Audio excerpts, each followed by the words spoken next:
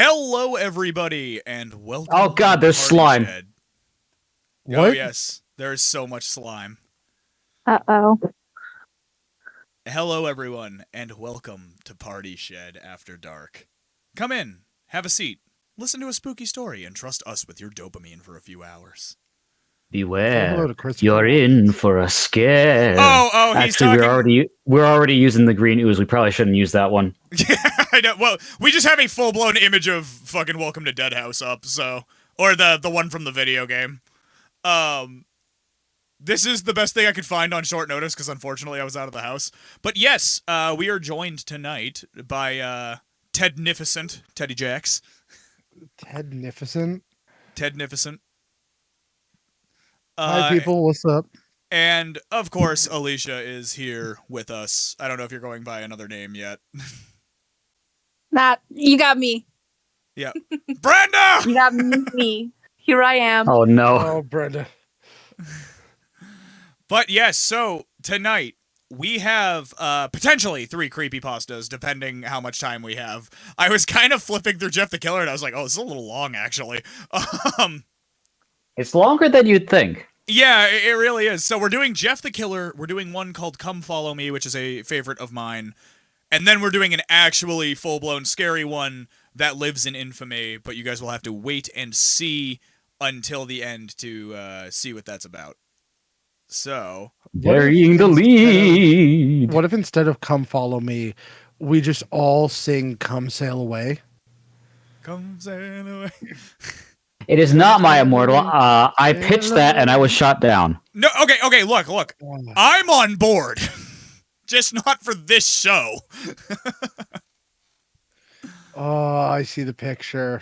Oh, yeah, you do. Oh, I see the picture. So, and to accompany you guys listening tonight, we reached out to potential friend of the stream, Miu, the guy who did all the original creepypasta music. So we're getting that hooked up right now. Oh boy. It should be playing. I don't know how it sounds on the stream, but if it needs someone peep the stream and let me know. Testing. This is the volume we're speaking at, just to see if we need to adjust this. If someone else going in, you want me to go in? Yeah, if anyone could just look, I just need someone to look at it. All right, fuck it, I'm going in. Yeah. Go in. Testing. Going in. He's going off. This is the volume we're speaking at over Mew's beautiful music. Legendary composer. He did all the original creepypasta music for the MCP channel and all of that stuff. So thank you very much, Mew, for letting us do this. You are fantastic, and you have contributed so much to this community. So we are tremendously thankful. What's the report on whether the thing needs to go up or not? It sounds okay to me. Okay, cool. We'll leave it at that then. Yeah. Bring OBS back up. I forgot to bring the chat in here, but we'll do that later. That's fine. I don't have any like notifications or anything set up, so it's fine. And we're still kind of figuring this out. This is the maiden voyage of After Dark. All right, so Plumbo, do you have the story pulled up? I have it up. So a couple things about this story. Making sure we give credit where it's due. As far as I could tell, original was posted to Creepypasta Wiki in 2011 by user GameFuel TV, but was actually written by their brother. Oh, I didn't know that. That's interesting. Yeah. Okay. So, for the way we're going to do this, just because this seems to be the best way for, like, group channels to do it, Plumbo's going to do the narration, I'm going to do everything that's in quotes. Yeah, we'll see how that works with the delay, but hopefully it won't be an issue. Yeah, and in worst case, I'll go in and tweak it later. I'm not super worried about it, but... Plumbo! Let's get into the story. Alright, let's go. Alright, now I gotta clear my throat. Excerpt from a local newspaper. Ominous unknown! Killer is still at large! Just shitting all over one of the most, like, famous sentences in creepypasta. Listen, I want to be clear. I'm going to be as faithful as I can to the original versions of these stories. That means if there is a typo, I'm going to read out the typo. If there is a weird bit of language that doesn't really idiomatically flow, I'm going to try to stick with the original. All right. To preserve in its original format. Yeah. Chad is saying that yep. was peaking like a motherfucker. Let me move He was away from my intentionally doing microphone. Just in case, let me move a little away from my microphone. Apparently my pop filter is not doing its job. If you want, you can keep moving further and further away until you're out the window. It's funny to bring up a Teddy, we have 3 of these. We can add more. Yeah. All right. Let's get going. I don't have time for more. Right?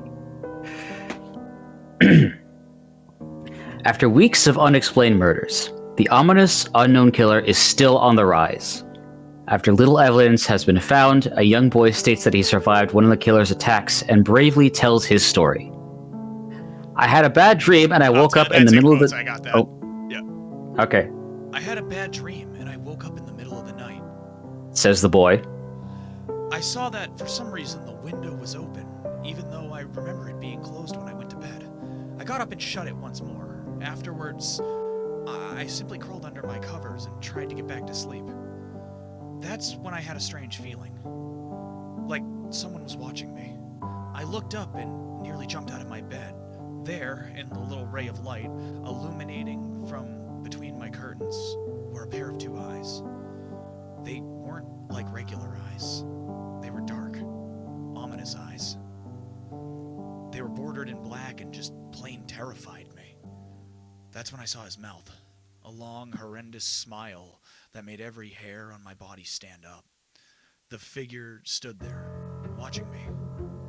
Finally, after what seemed like forever, he said it. A simple phrase, but the way he said it, but said it in a way that only a madman could speak. I gotta tone this down. This is still you. Yeah, I know. I was just, I had to move the thing. He said, "Go to sleep." I let out a scream, and that's what sent him at me. Teddy, you were gonna say something?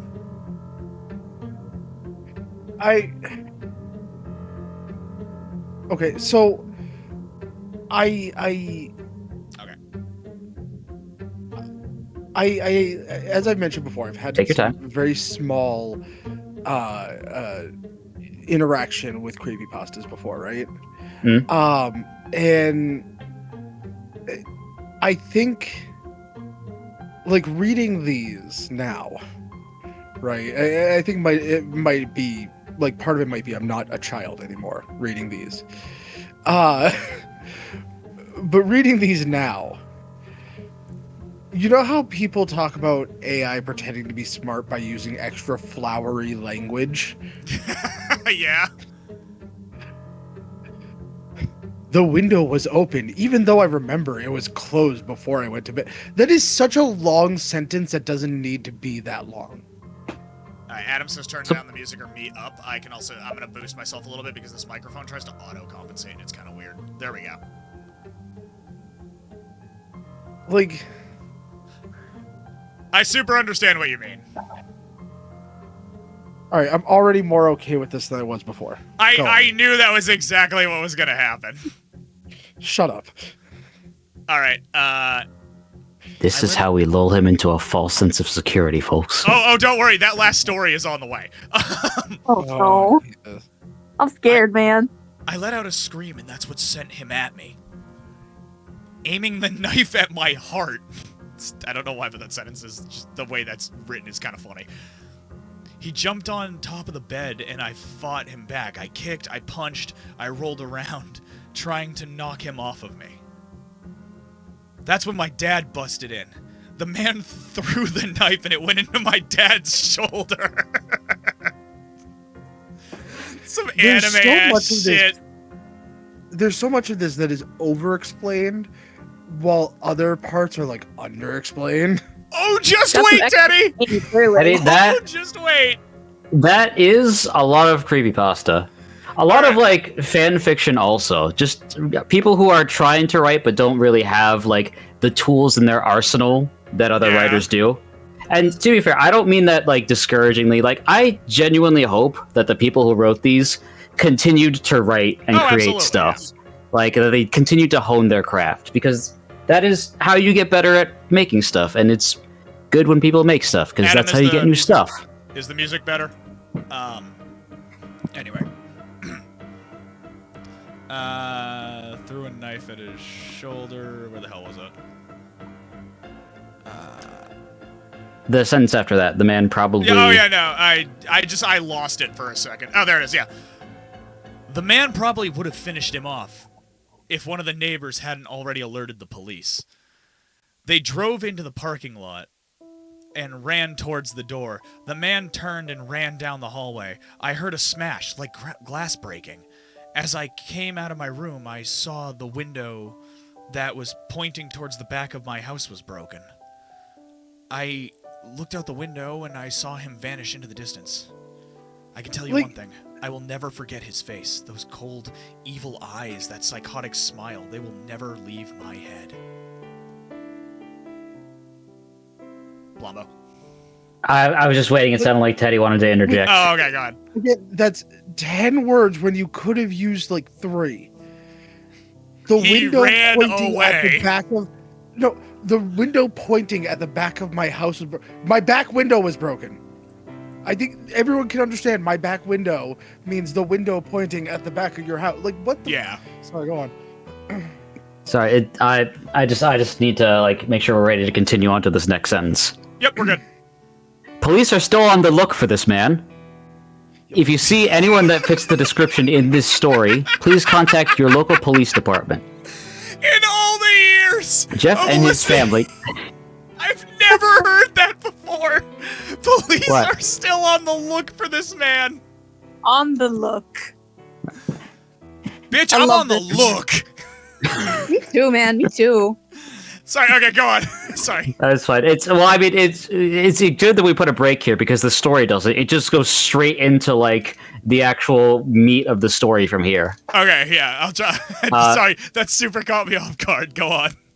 Jeff and his family had just moved into a new neighborhood. His dad had gotten a promotion at work, and they thought it would be best to live in one of those fancy neighborhoods. Sorry, Vase, fancy was in quotes. Did you want to read that? No, go ahead. Jeff and his brother Liu couldn't complain, though. A new, better house, what was not to love? As they were getting unpacked, one of their neighbors came by. Hello. Oh, God, she said. I'm Barbara. I live across the street from you. Well, I just wanted to introduce myself and to introduce my son. She turns around and calls her son over. Billy! Billy! These are our new neighbors. Christ. I get the feeling that the neighbors are Blitz and Drag. Billy said hi and ran back to play in his yard. Well, said Jeff's mom. Just hi and gone. I'm Margaret, and this is my husband Peter, and my 2 sons, Jeff and Liu. They each... Oh, yeah, go ahead. That's me. I know, but dyslexia's hell right now. Go ahead. No fighting. You chose to have a show where we read. I know, this is entirely my fault. They each introduced themselves, and then Barbara invited them to her son's birthday. Jeff and his brother were about to object when their mother said that they would love to. When Jeff and his family are done packing, Jeff went up to his mom. Mom, why would you invite us to some kid's party? If you haven't noticed, I'm not some dumb kid. I love the idea of him already sounding like a serial killer. that's not some creepypasta thing, that's just his voice. Still you. Jeff, said his mother. we just moved here. We should show that we want to spend time with our neighbors. Now, we're going to that party, and that's final. Jeff started to talk, but stopped himself, knowing that he couldn't do anything. Whenever his mom said something, it was final. He walked up to his room and plopped down on his bed. He sat there looking at a ceiling when suddenly, he got a weird feeling. Not so much a pain, but a weird feeling. He dismissed it as just some random feeling. He heard his mother call him down to get his stuff, and he walked down to get it. The next day, Jeff walked downstairs to get breakfast and got ready for school. As he sat there, eating his breakfast, he once again got that feeling. This time it was stronger. It gave him a slight tugging pain, but he once again dismissed it. As he and Liu finished breakfast, they walked down to the bus stop. They sat there waiting for the bus, and then, all of a sudden, some kid on a skateboard jumped over them, only inches above their laps. They both jumped back in surprise. Hey, what the hell? The kid landed and turned back to them. He kicked his skateboard up and caught it with his hands. The kid seems to be about 12, 1 year younger than Jeff. He wears a Aeropostale shirt and ripped blue jeans. Excellent. Oh, Well, go on, yeah. when is this from? If we're being very specific about Aeropostale. It's Hang on, I Aeropostale. just had it. I believe this story was published in 2011. Okay, yeah, that's Wasn't right. that late? I thought it was earlier than that.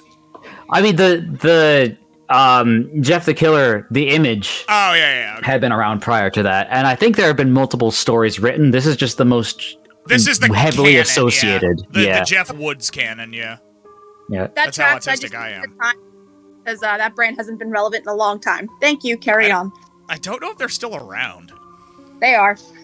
God. All right. Well. Looks like we got us some new meat. Suddenly, two other kids appeared. One was super skinny, and the other was huge. Okay. Well, since you're new here, I'd like to introduce ourselves. Over there is Keith. Jeff and Liu looked over to the skinny kid. He had a dopey face that you would expect a sidekick to have. And he's Troy. They looked over at the fat kid. Talk about a tub of lard. This kid looked like he hadn't exercised since he was crawling. Jesus, they're just unloading on this 12-year-old. Oh my god. This kid looked like a henchman, and then this piece of shit. This fat fucking this absolute morbid obesity. Just picture of American edifice. Like they just go into a weird diatribe. All right. And I Said the first kid. am Randy. Now. I lost my place, hold on. Oh, yeah. Now, for all the kids in this neighborhood, there's a small price for bus fare. If you catch my drift. Liu stood up, ready to punch the lights out of the kid's eyes when one of his friends pulled a knife on him. Tisk, tisk, tisk. I'm a child who says that. I had hoped you'd be more cooperative, but it seems like we must do this the hard way. Yep. The kid walked up to- roving gang of 12-year-olds with knives. That Yeah, you know. That's a huge. Did they not have one of those in your neighborhood growing up? I Oh, imagine. no, they still do. If you walk down Manchester when school gets out, you might get stabbed by a kid. Yeah, these kids might be real, actually. Listen, I grew up in Jersey. They had 38s. Yeah. They skipped the knife face. That's Jersey for you. Alright. The kid walked up to Liu and took his wallet out of his pocket. Jeff got that feeling again. Now it was truly strong, a burning sensation. He stood up, but Liu gestured him to sit down.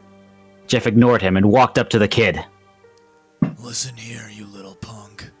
Give back my bro's wallet, or else.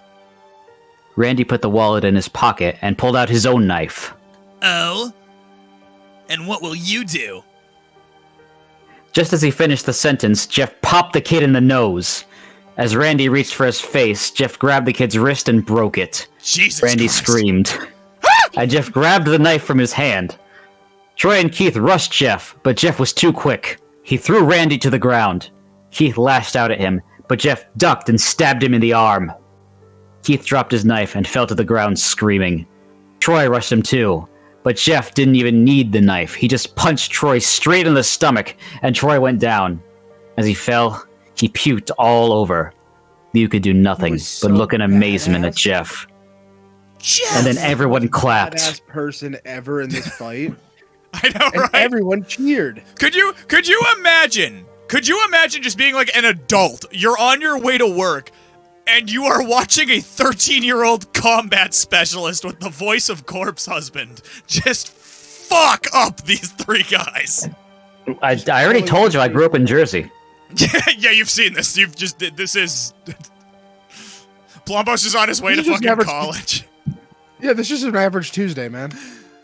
He's just on his way to college, and he just sees a child Woke with an up this insanely deep voice. morning, got yourself a gun. Jeff! Also, if you're wondering, Plumbo used to live at 123 Demon Way in Jersey Hell. Jersey Devil was my next door neighbor. The Yeah, it Jevil? was great. You, remember that guy. you don't get to call him that. Yeah, no, that's his word. That was Jeff! back when me and Plumbo How were do you... There we go. That's a weird Sorry, one. I lost my place. Okay. Yeah. That was all he said. They saw the bus coming and knew they'd be blamed for the whole thing, so they started running as fast as they could. As they ran, they looked back and saw the bus driver rushing over to Randy and the others.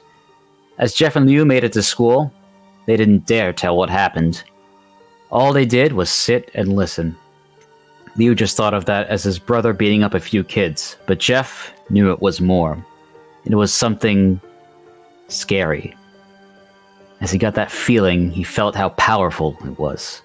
The urge to just hurt someone. He didn't like how it sounded, but he couldn't help feeling happy. He felt that strange feeling go away, and stay for an entire day of school. What? Stay away. Duck, that was on me. I was about to be... It wouldn't surprise me with this story. Even as he walked home due to the whole thing near the bus stop, and how now he probably won't be taking the bus anymore, he felt happy. When he got home, his parents asked him how his day was, and he said in a somewhat ominous voice, It was a wonderful day. Next morning, he heard a knock at his front door. He walked down to find two police officers at the door, his mother looking back at him with an angry look. Jeff! These officers tell me that you attacked 3 kids. That it wasn't just regular fighting. That they were stabbed. Stabbed, son!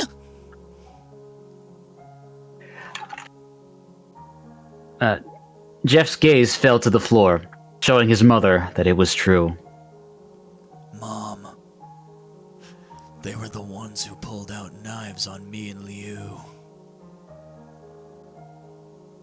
Oh, and I gotta just scroll down real quick. Yep. Son, call your brother down. Or call down your brother. You skipped a paragraph. Oh, shit, holy fuck, I did. Which also starts with son, so it's understandable. Okay, yeah, I think that's what happened there. Son! Oh god, this must be the other cop. Said one of the cops. We found 3 kids, 2 stabbed, 1 having a bruise on his stomach, and we have a witness proving that you fled the scene. Now, what does that tell us? Jeff knew it was no use. He could say him and you had been attacked, but then there was no proof it was not them who had attacked first. They couldn't say that they were fleeing, because truth to be told, they were. So, Jeff couldn't defend himself, or Liu. Son, call your brother down. Jeff couldn't do it. It was him who beat up all the kids. Sir, it was me. I was the one who beat up those kids. Oh wait, that's Jeff. I thought that was Liu, because I know he comes in. Alright, sorry. Sir, it was me. I was the one who beat up the kids. Liu tried to hold me back, but he couldn't stop me. The cop looked at his partner, and they both nod. Well, this line! Well, kid, looks like a year in juvie. I love them just deciding that, standing in the threshold of these people's home. No trial needed. Seriously. Yeah, no. Oh The gosh. trial It was ahead of its time. just Yeah, I know. straight to juvie. Weirdly, Jeff the Killer, weirdly prophetic. Adam, how's the audio sound? This is insane. All right. That's your. Maybe that's good. Wait, what the fuck? Oh yeah. Okay. Wait. Says Liu. They all looked up to see him holding a knife. The officers pulled out their guns and locked them on Liu. Jesus Christ! It was me! I beat up those punks, and I have the marks to prove it! He lifted up his sleeves to reveal cuts and bruises, as if he was in a struggle. Son! Put the knife down! Said the officer. Liu held up the knife and dropped it to the ground. He put his hands up and walked over to the cops. No, Liu. It was me. I did it. Jeff had tears running down his face. Huh. Poor bro. Trying to take the blame for what I did. Well, take me away! The police led Liu out to the patrol car. Liu, tell them it was me. Tell them. I was the one who beat up those kids. Jeff's mother put her hands on his shoulders. I know it's just a story. But it's really getting to me! Why are they just taking one kid's, like, confession over another? They're both confessing. Right? Teddy, have you never interacted with the cops? Yeah, to be honest, this is pretty bar standard. This is the most realistic thing that's happened so far. All right, continue. Also, Adam, we would love to have you on as a narrator at some point. That would be fucking fun as hell. Like, we're still figuring everything out. I love the idea of swapping roles for stuff. So, like, if Plumbo needs a break, we will be reaching out. You're goddamn right. All right, where were we? All right. Jeff, please. You don't have to lie. We all know it's Liu. You can stop. His mom threw him under the bus so fucking fast. Damn, Mother of the He Year. has a favorite. She clearly has a favorite. She's like, oh, I always knew he was a psycho, as she talks to her kid. And he's just like, but Mom, it was me. Oh, God. Jeff watched helplessly as the cop car speeds off with Liu inside. A few minutes later, Jeff's dad pulled into the driveway. Seeing Jeff's face We're an and ass. knowing something was wrong. Hey, gang, what'd I miss? Oh, are we in ads? Yeah. All right. Well, All right, hang on for a well- second. Yeah. Adam really wants to read my Immortal. A minute intermission. This is an insane, absolutely. Teddy, we are Teddy? we are not even to the meat and bones of this. Oh, Adam's, yeah, there are a few other people watching, and I don't want them to get caught out. Also, can I just say the voice is throwing me off because it sounds too much like Snowmando. God. It's giving Snowmando, and I'm uncomfy. Snowmando is just Meat Canyon. Uncomfy. Okay, are we back? Well, we got 20 30 more seconds. Okay. For anyone who's watching, we have ads running, so gotta get our piece of the pie.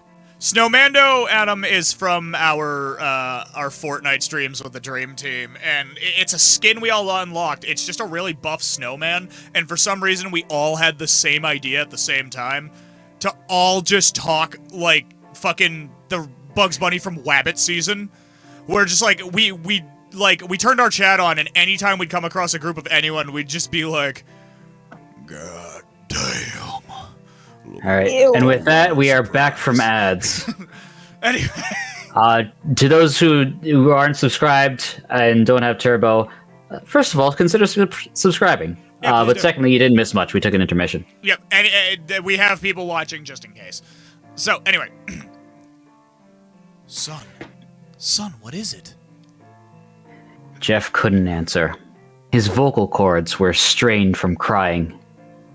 Instead, Jeff's mother walked his father inside to break the bad news to him as Jeff wept in the driveway.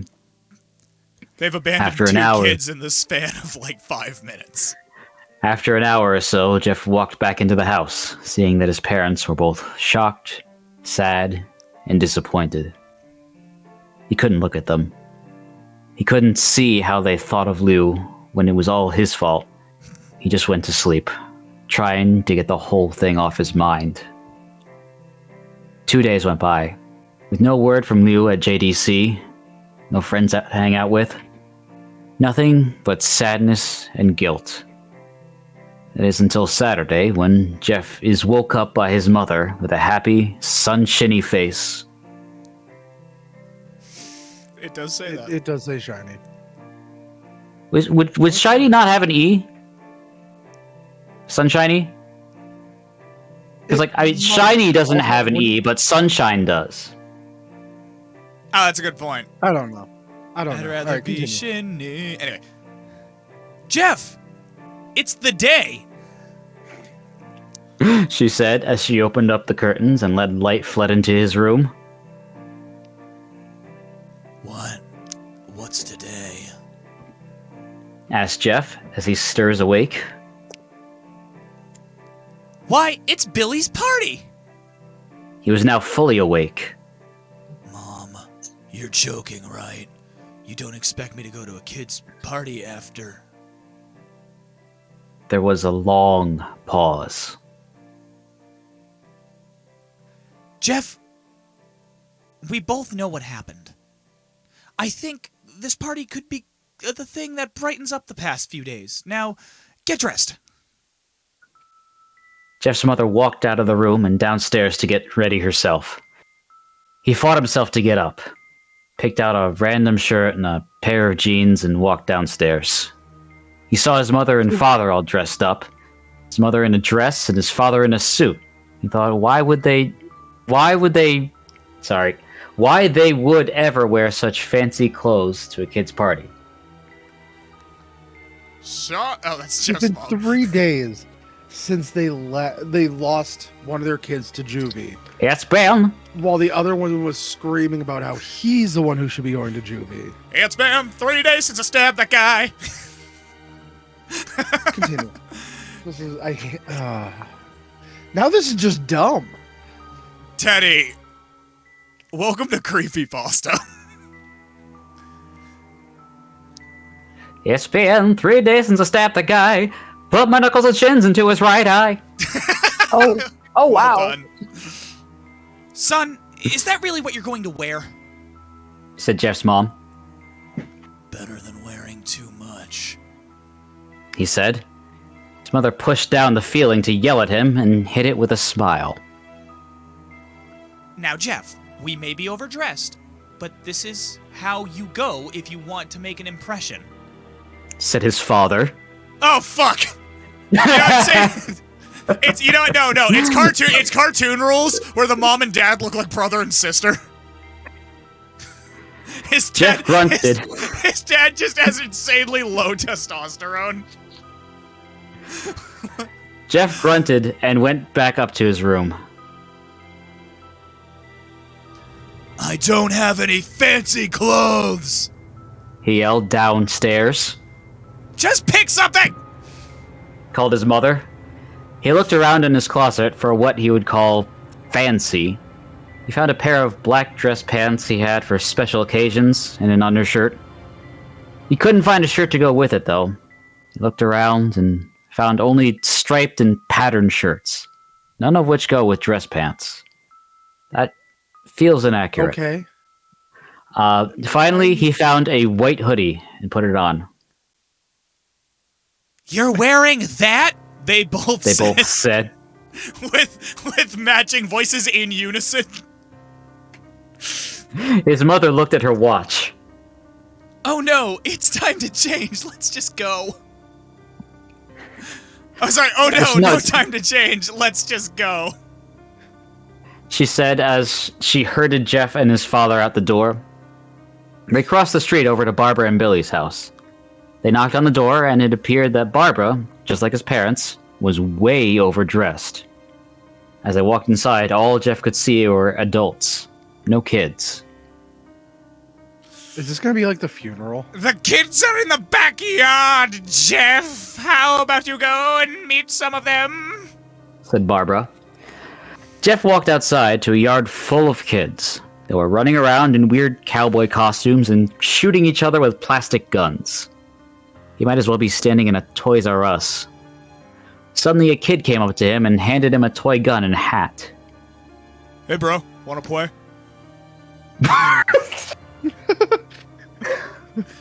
The fact that you did that voice but kept wanna play. He said, No, kid. I'm way too old for this stuff. The kid looked at him with that weird puppy dog face. Please? Said the kid. Fine. Said Jeff. He put on the hat and started to pretend to shoot at the kids. First he thought it was totally ridiculous, but then he started to actually have fun. It might not have been super cool, but it was the first time he had done something that took his mind off Liu. So he played with the kids for a while, until he heard a noise. A weird rolling noise. Then it hit him. Randy, Troy, and Keith all jumped over the fence on their skateboards. Jeff dropped the fake gun and ripped off the hat. Randy looked at Jeff with a burning hatred. How tall is this fence? You don't know what's on the other side of it. They could have like a half pipe. They spent all morning. First of all, shout out to Troy. If he's as obese as they say, he cleared that fence. Hell yeah. So Good I for you, think dude. right on the other side of the fence, it's a half pipe that then leads up like a mountain, like they have like in or a hill like they have in San Diego, where it's like you put a baby stroller on and that baby stroller is going 100 miles an hour right into traffic. So the kids just hopped on. The kids just hop on their skateboards 100 miles an hour right onto that half pipe right into this backyard. Also, Face, you gotta consider, kids are fucking mean. Like, what they consider fat was probably just, like, a little out of shape. Yeah, he's probably, like, barely bordering on husky, and they're just like, he's enormous! Okay, here we go. Yeah, that sounds about right. Hello, Jeff, is it? He said. We have some unfinished business. Jeff saw his bruised nose. I think we're even. I beat the crap out of you, and you got my brother sent to JDC. Randy got an angry look in his eyes. Oh no, I don't go for even, I go for winning. You may have kicked our asses that one day, but not today.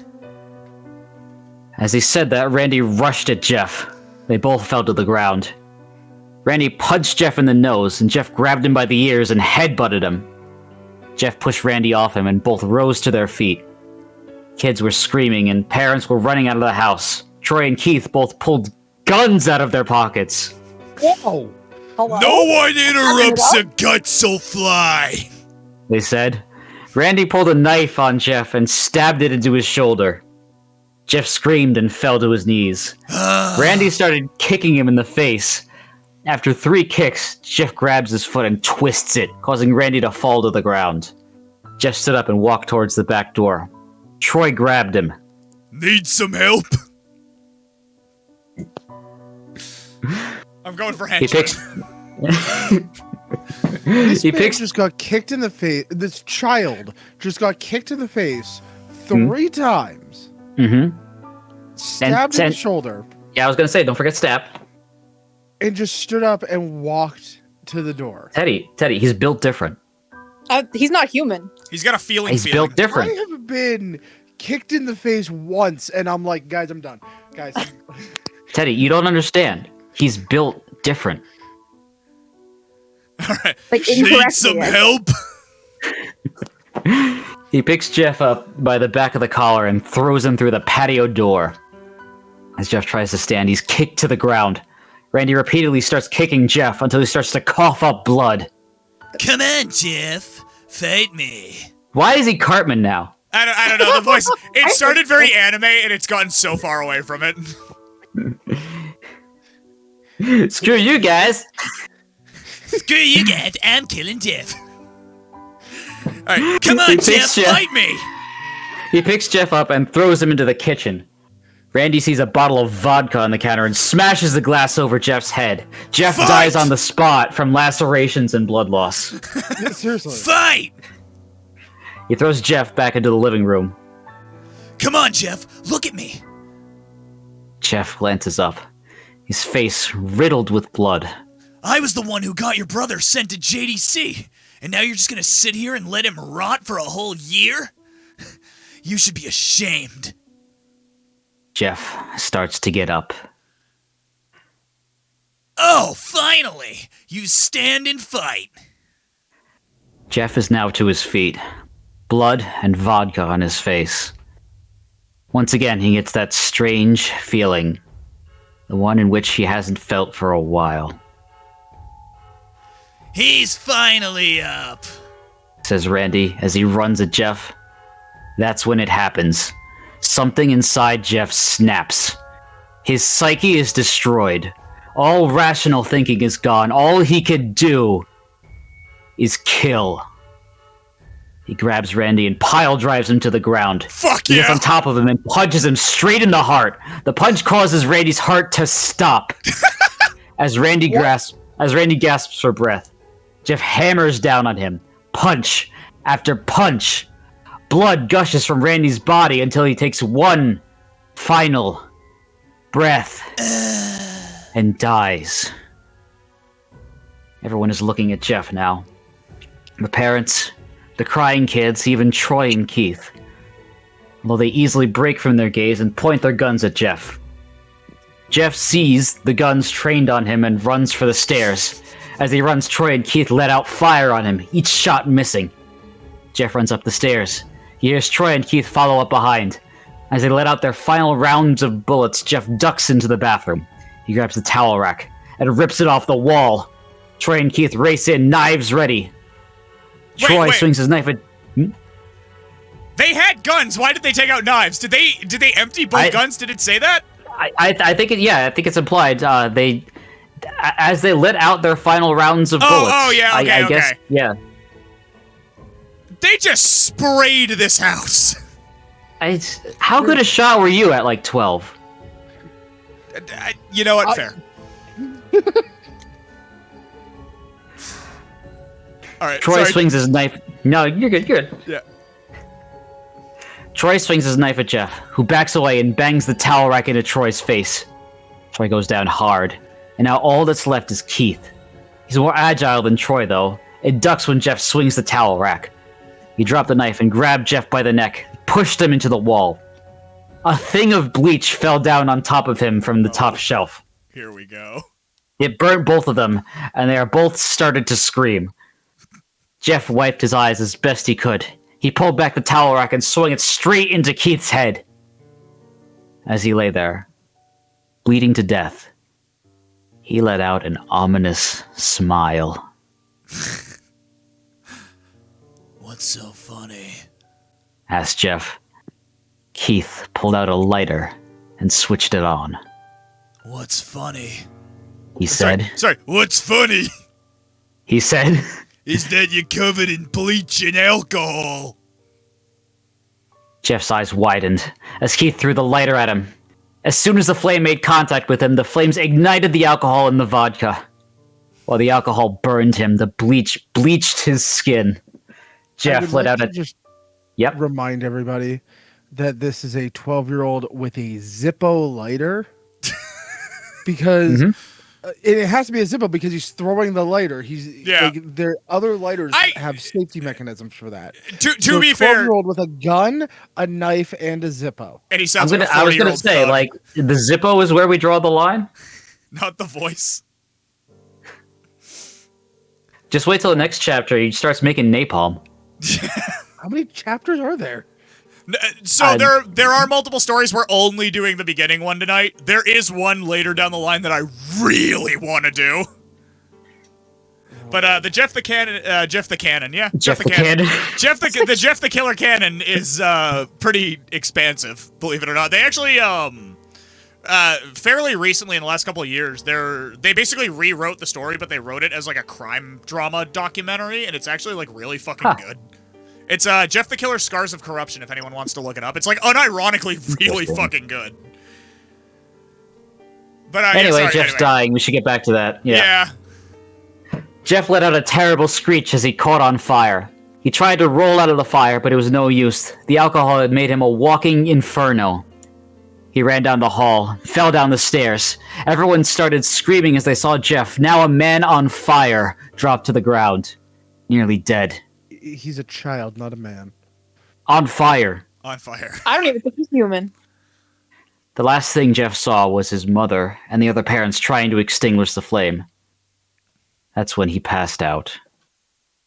When Jeff woke, he had a cast wrapped around his face. Couldn't see anything, but he felt a cast on his shoulder and stitches all over his body. He tried to stand up, but he realized that there was some tube in his arm, and when he tried to get up, it fell out, and a nurse rushed in. I don't think you're ready to get out of bed just yet, she said, as she put him back in his bed and reinserted the tube. Jeff sat there, with no vision, no idea of what his surroundings were. Finally, after hours, he heard his mother. Honey, are you okay? She asked. Jeff couldn't answer, though. His face was covered, and he was unable to speak. Oh, honey, I have great news. After all the witnesses told the police that Randy confessed to trying to attack you, they decided to let Liu go. Never mind about your horrific burn scars or the fact that you'll never be able to look at me normally again. This made Jeff almost bolt up, stopping halfway, remembering the tube coming out of his arm. He'll be out tomorrow, and then you two will be able to be together again. Jeff's mother hugs Jeff and says her goodbyes. The next couple of weeks were those where Jeff was visited by his family. Then came the day where his bandages were to be removed. His family were all there to see it. What he would look like. As the doctors unwrapped the bandages from Jeff's face, everyone was on the edge of their seats. They waited until the last bandage holding the cover of his face was almost removed. Well, let's hope for the best, said the doctor. He quickly pulls the cloth, letting the rest fall from Jeff's face. Jeff's mother screams at the sight of his face. Liu and Jeff's dad stare, awestruck at his face. What? What happened to my face? Jeff thank said. God his voice is still fine. He rushed out of bed and ran to the bathroom. He looked in the mirror and saw the cause of the distress. His face. It's horrible. His lips were burned to a deep shade of red. His face was turned into a pure white color, and his hair singed from brown to black. He slowly put his hand to his face. It had a sort of leathery feel to it now. He looked back at his family, then back to the mirror. Jeff? Said Liu. It's not that bad. Not that bad, said Jeff. It's perfect. His family were equally surprised. Jeff started laughing uncontrollably. His parents noted that his left eye and hand were twitching. Jeff, are you okay? Unclear who says that, but... Okay. I've never felt more happy. Look at me. This face goes perfectly with me. He couldn't stop laughing. He stroked his face, feeling it, looking at it in the mirror. What caused this? Well, you may recall that when Jeff was fighting Randy, something in his mind, his sanity, snapped. Now he was left as a crazy killing machine. That is, his parents didn't know. Doctor, said Jeff's mom. is my son all right? You know, in the head? Oh yeah, he's fine. He's absolutely fantastic. This behavior is typical for patients who have taken a large amounts of painkillers. We doped this little bastard up, let me tell you. He is on the good shit. He is riding the dragon they rode in Nom. Alright, if his behavior doesn't change in a few weeks, bring him back here and we'll give him a psychological test because we have the ability to do that here. Oh, thank you, Doctor. Jeff's mother went over to Jeff. Jeff, sweetie, it's time to go. Jeff looks away from the mirror. His face still formed into a crazy smile. Okay, Mommy. I think the first part of that got cut off. You want to take it again? Okay, Mommy. Yeah, good enough. His mother took him by the shoulder and took him to get his clothes. This is what came in, said the lady at the desk. Jeff's mom looked down to see the black dress pants and white hoodie her son wore. Now they were clean of blood and now stitched together. Jeff's mother led him to his room and made him put his clothes on. Then they left, not knowing that this was their final day of life. Later that night, Jeff's mother woke to a sound coming from the bathroom. It sounded as if someone was crying. She slowly walked over to see what it was. When she looked into the bathroom, she saw a horrendous sight. Jeff had taken a knife and carved a smile into his cheeks. Jeff!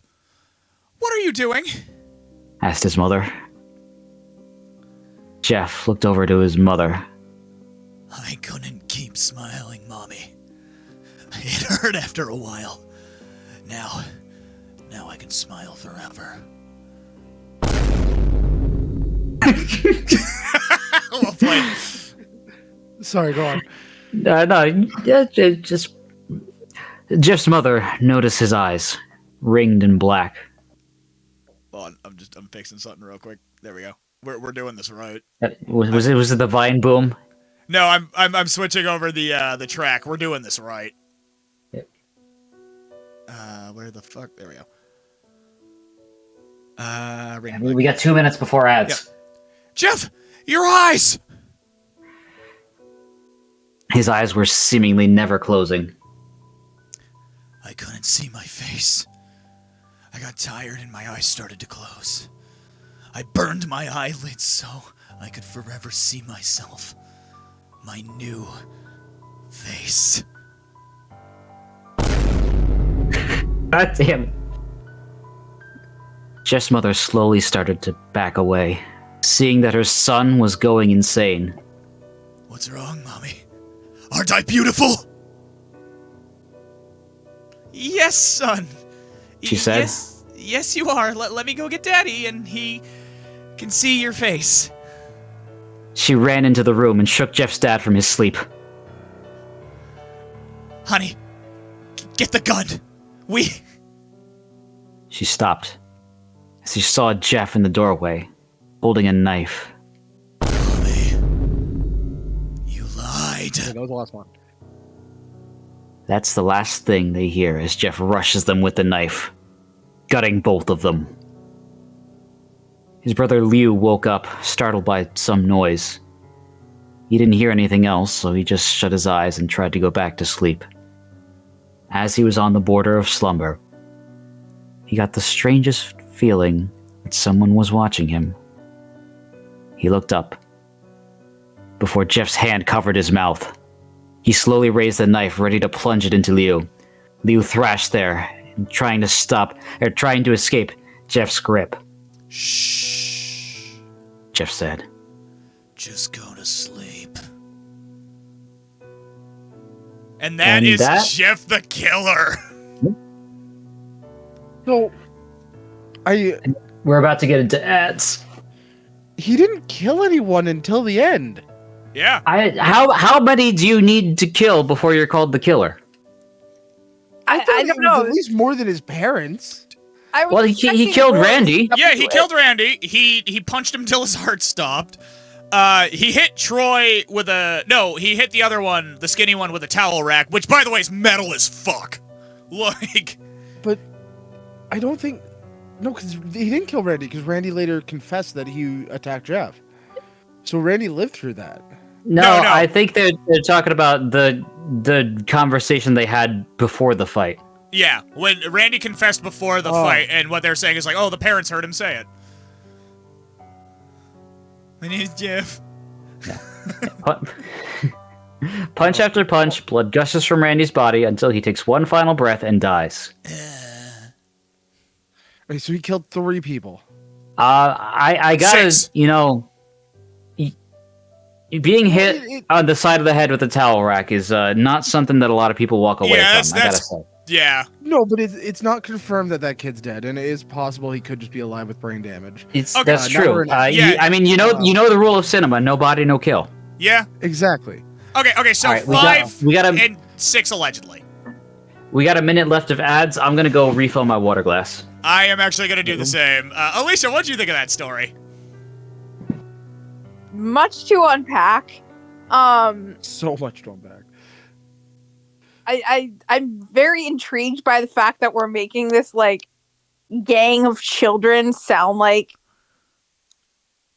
I don't It know. really was just a gang of children. Yeah, it was. Kids. Running, your local gang of children brandishing knives and guns running an extortion racket for bus fare. Casual, no big deal. We see that It was Tuesday. I gotta grab my drink. I'll be right back. I'm gonna hit the bathroom real quick, and then we're gonna get the next story going. That took about an hour, so we may not get to the final one tonight. We'll see.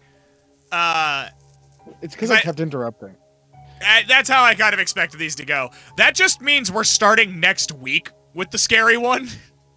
Uh-oh. Wait, we're doing this weekly? Well, we're Buckle gonna... up, buckaroos. Yeah, we're gonna fuck around with it for a bit. I'm gonna hit the bathroom real quick, and then we're gonna get into the next one. All right. Also, I would like to share with the group, when, like, every time, Faces is starting to do, like, the fake laugh, my brain immediately went to the Final Fantasy. Hi, PJ. PJ's in chat. Hello, PJ. Best part is you didn't even. As soon as you said Final Fantasy, you didn't even have to play it. I knew exactly what laugh you were talking about. I mean, it's so iconic when you say Final Fantasy and laugh.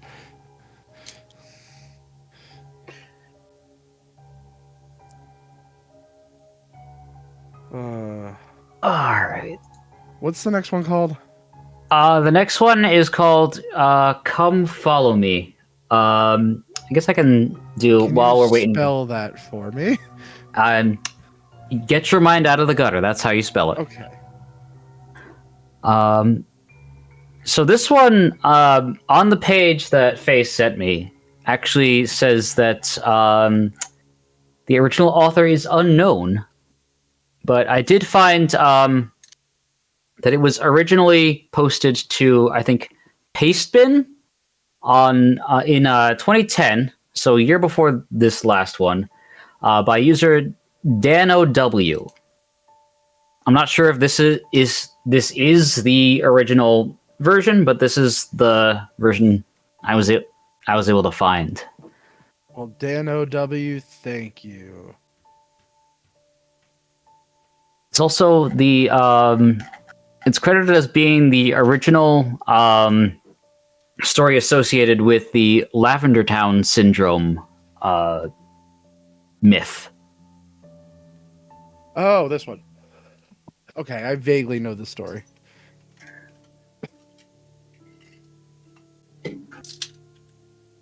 I've been around video games enough. I at least know that.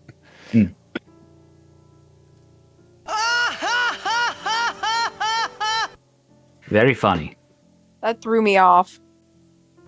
Alan, we are so fucked. So how many more Vine booms am I allowed in this story? So how about this? I want you to choose a number between 0 and 180. Don't tell me what it is, but set a timer for that number of seconds. And when that timer is up, play the Vine boom. Okay.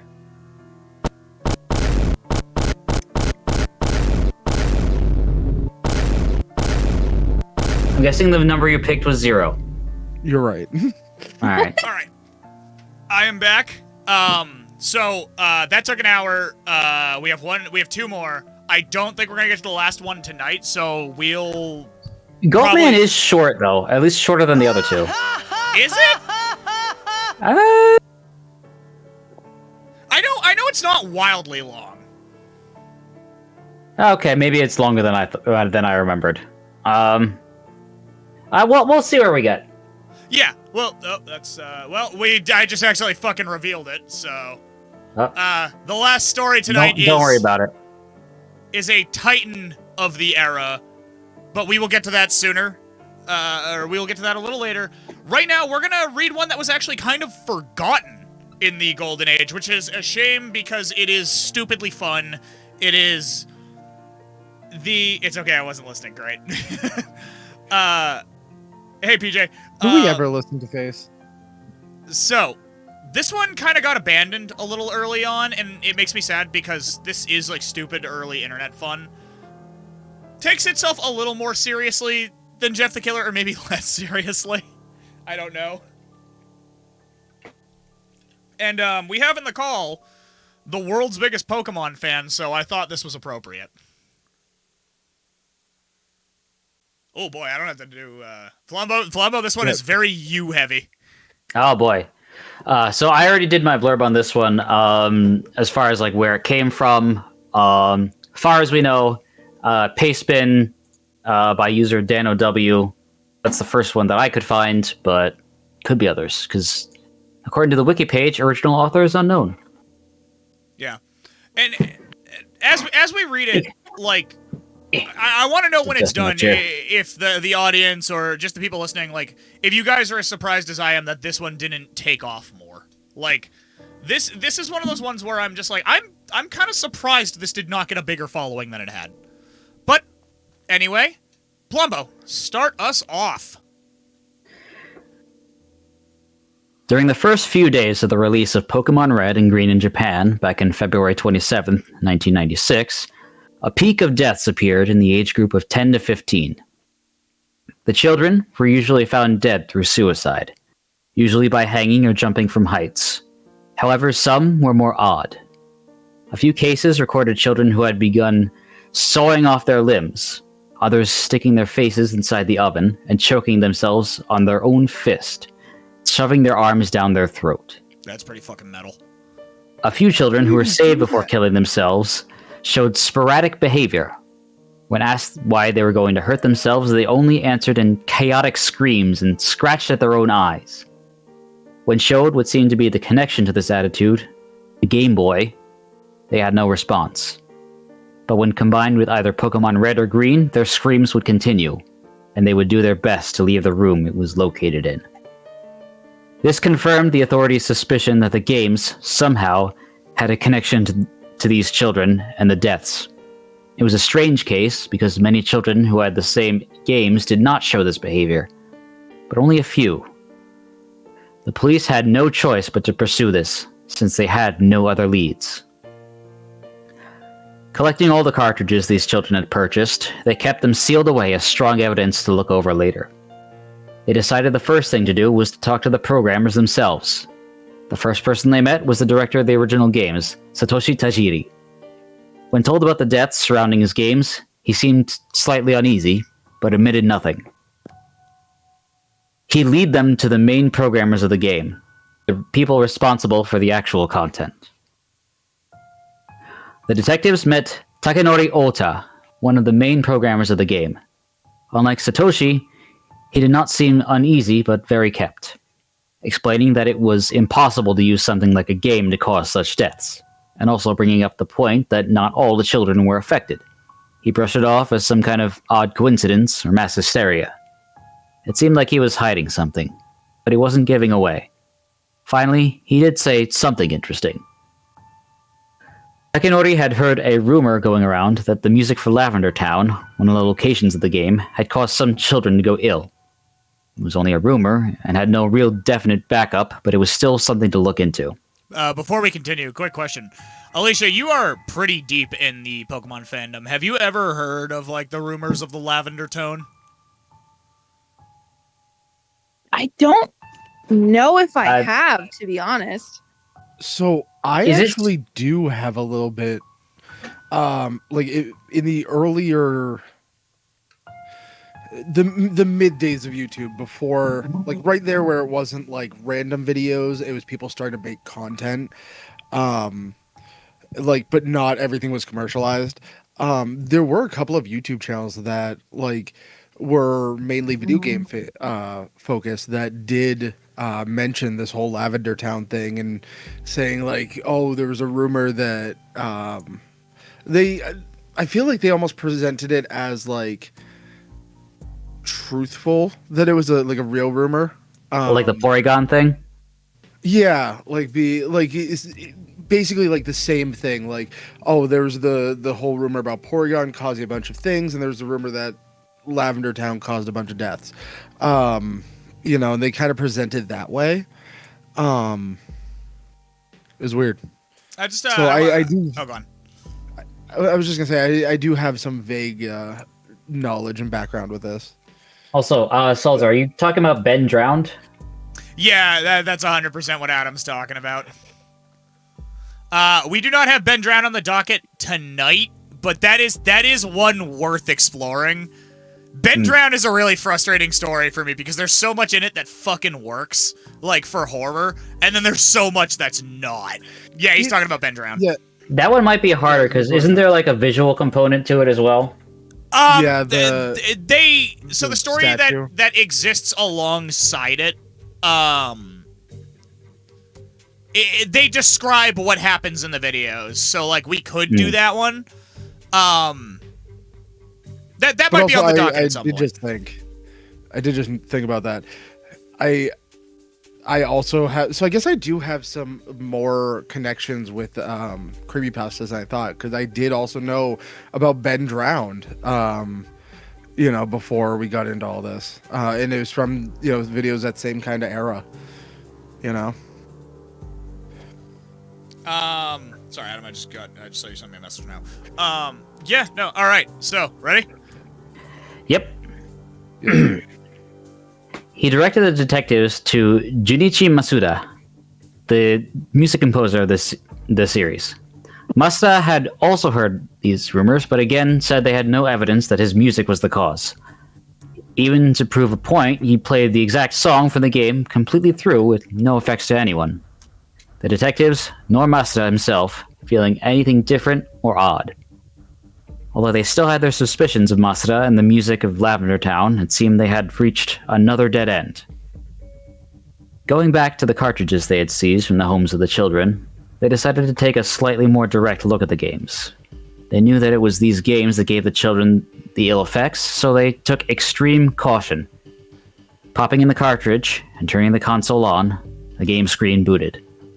Title screen appeared, and the option to continue or create a new game appeared. When they chose to continue the game, stats of the game appeared. They saw the names of children who had played, usually Red or another simple name. However, the interesting thing was the time played and the number of Pokemon they owned. On every game, the time was very low, and all of them had only a single Pokemon in their inventory.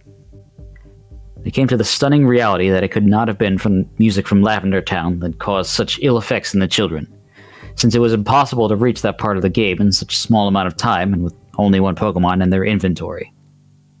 This brought them to the conclusion that something early on in the game had to be the cause. I don't know why, but like from a horror standpoint, that kind of works for me. Like, I love the idea of like a lot of people being like, oh, it may be this location in the game or this specific music cue that's doing this. and then they have like irrefutable evidence that it wasn't that. I don't know why, but like something about that really works for me, like in a horror sense. I'm gonna talk a little trash. Yeah. This isn't a slight against either of you. This story is so goddamn boring. Like, I don't know what it was. Something about the last one. Like, there's at least something interesting in it. This one, it's watching Star Wars, but it's all the Trade Federation shit. This one reads more like a procedural docket, I guess. Yeah. Yeah. Like which I was kind of trying to emulate that. I could try to be more exciting with how I'm saying things, but also, again, this is kind of like a report on an investigation. Yeah, it just... Don't worry, it gets places. Okay, continue. Where was I? Okay, if it wasn't the music, nor the title screen, it had to be something within the first few minutes of the game itself. They had no choice but to turn off the game now and go back to the programmers. Asking for a list of all the programmers from Takanori, they found, surprisingly, that one of the programmers had committed suicide shortly after the game was released. His name was Chiro Miura, a very obscure programmer who had provided very little for the game. Even more interestingly, he had requested his name did not appear in the credits of the game, and so it was not. That's how you know this is a true story. Looking over the evidence found at Chiro's apartment, they found many notes written in bold marker. Most of it was crumpled or marked out, making it very difficult to read. The few words they could find in the mess was, "Do not enter, watch out, and come follow me" in bold. The detectives were unsure what these meant, but they knew they had to have a connection. Further searching, they discovered Chiro was good friends with one of the map designers, Koji Nishino, and this was probably the only reason Chiro had given a part in making the game. Koji Nishino, since the release of the game, had locked himself in his apartment, barely leaving in the dark of night to fetch anything he might need. He told his friends and family he was mourning for his dear friend Chiro, but they didn't believe this, since Nishino had locked himself up the day the game was put in stores, a few days before Chiro had killed himself. It was troubling, but the authorities finally persuaded Nishino to sit down and speak with him. He looked as if he hadn't slept in days. Dark rings under the eyes. He stunk. His nails had grown black and his hair was greasy, sticking to his forehead and neck. He spoke in stutters and murmurs, but at least he had something to say. When asked if he knew anything about the children who died after exposure of the game, and if it had any connection to the game, he answered them seemingly carefully, choosing his words thoughtfully before answering. He told them that his friend Chiro had an interesting idea for the game, something he had wanted to try since he heard the project was starting. Nishino himself knew Takanori, the director and main programmer, for a long time, so he could easily get a mediocre programmer in on the project with a little persuasion. It seemed Chiro had convinced Nishino to get him on the project, and it had worked. The detectives knew they were onto something. This unknown, obscure programmer, Chiro, had to have something to do with it. Something. They asked what Chiro's idea was, why he wanted so badly to have a part in making this children's game. Nishino told them that Chiro never told them much about it, other than a few details every now and then. He wanted to insert a special Pokemon in the game, one completely different from all the others. It would serve as an extra, kind of out-of-place thrill for the player. It wasn't, however, missing though. It couldn't be. With the gameplay time recorded in the cartridges, it was impossible for the children to have time to meet that Pokemon. Nishino, throughout the entire conversation, seemed to break down even more with every question. The detectives pushed him more and more, searching through his mind for any and every scrap of his knowledge. This man had no game and... Sorry. What? This man had no game. No bitches, zero No bitches. females. Teddy the Vine Boom. Oh, He smells Oh, like shit. there you go. And Chiro's intentions. It was when they asked about the notes found in Chiro's home that he snapped. From under the couch Nishino was sitting on, he whipped out a pistol, pointing it straight at the police while backing away a few steps. Then, just as quickly, he brought the pistol to his face. Don't follow me. Face, this is you! I read it. Oh. Muttered Nishino as he stuck the pistol in his mouth and pulled the trigger. It was too quick for the police to react. It was done. Nishino had killed himself, repeating slightly differently what was written on one of Chiro's papers. I'm gonna snooze our ad break so we get more time. Yep. It seemed all leads had finally died. Literally. The team who had created this original game were splitting up, becoming harder to find. It was as if they were keeping a secret. When the police finally managed to talk with anyone... The team that created that game went on to make like 13 others in the series. And that's only each generation. Teddy, they were splitting up. Sorry, go on. They were trying to keep a secret. Oh, come on. They were splitting up, Teddy. When the police finally managed to talk with anyone who had parts in the game, even the obscure character designers or monster designers, it seemed they had nothing of interest to say. Most of them didn't even know Chiro, and the few who did only seen him once or twice working on the game itself. Throughout all of this, the only confirmation they had was that Chiro was indeed the one who had worked on the very early parts of the game. It had been a couple of months after the original children's suicides, and the death rate had dropped dramatically. It seemed that the game was no longer giving any ill effects to any children. The callback of the games that was planned was cancelled, since it seemed the game was no longer harming any children. They had began to think that maybe Takanori was right. It was all just a very odd coincidence or mass hysteria. Until they received the letter. God, this really is all me, isn't it? Yeah, I know. I saw there's like a conversation that happens later, so don't worry, it isn't just like fully you. But I didn't realize it was this wordy on the front end. I am so sorry. It's alright. It was given to one of the detectives himself, quite directly out on the street. It was a woman who gave him the note. A very frail, thin, sick-looking thing. She gave him the letter quickly, telling him it was something he needed to see, and without waiting for a response or another word, she disappeared into the crowd.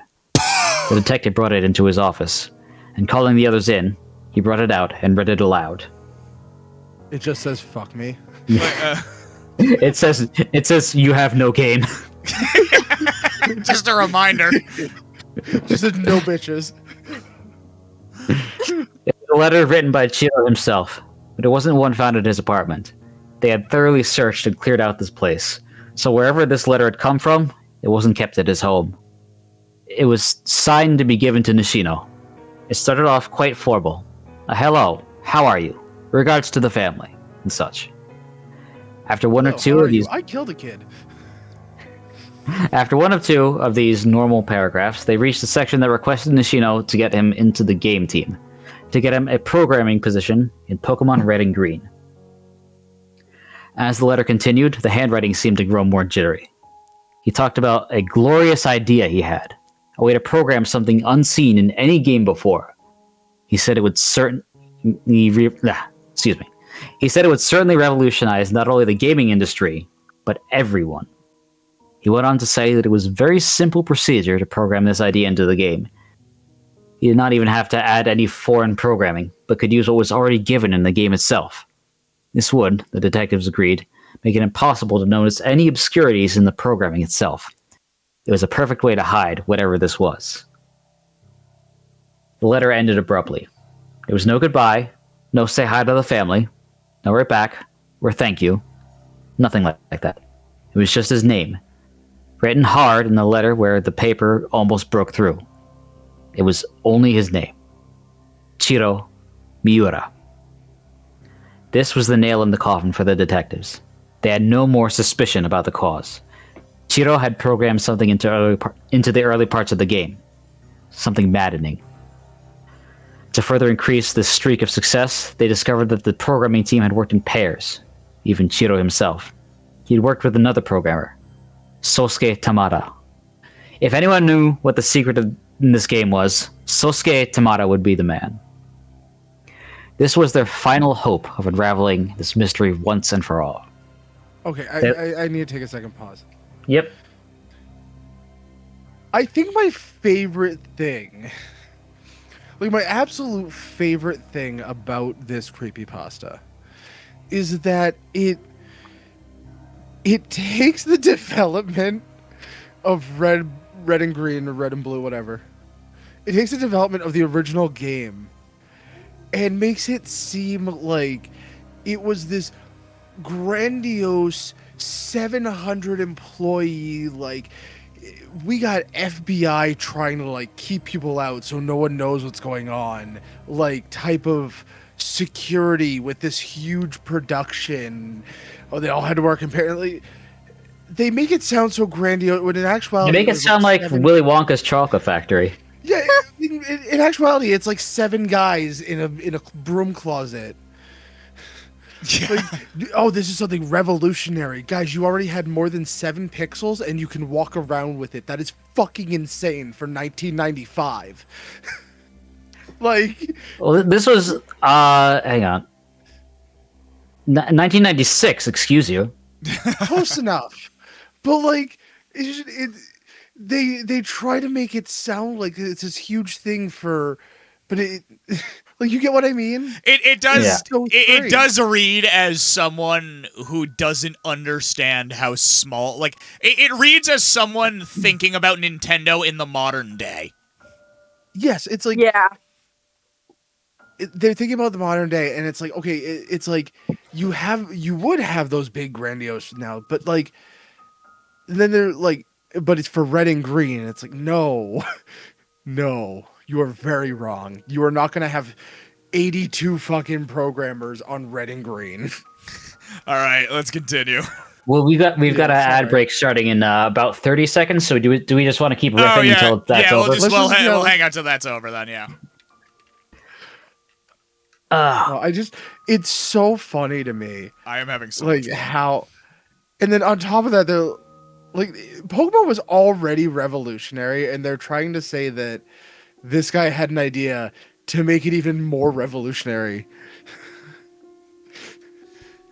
Shout out to everybody Pokemon watching. We're gonna riff through the ad break. Yeah. Teddy is still baffled by the way this is written. I just don't get it. It is very clearly like a high school or very early college writing student doing this. This might be middle school. No, Like Jeff the late Killer middle was school. absolutely middle school. Yep. This reads a Jeff the Killer's little gotta be more a lot. professional. Also, to just a quick little aside, to anyone wondering why I'm saying Nishino instead of Nisino, the Japanese language doesn't have a C sound. Oh, I didn't know that. Yeah. Oh yeah, it only They has like she instead. the K sound. Yeah, you're right. Well, for the soft C sound, they just use she instead. Oh, cool. I didn't know that. Yeah.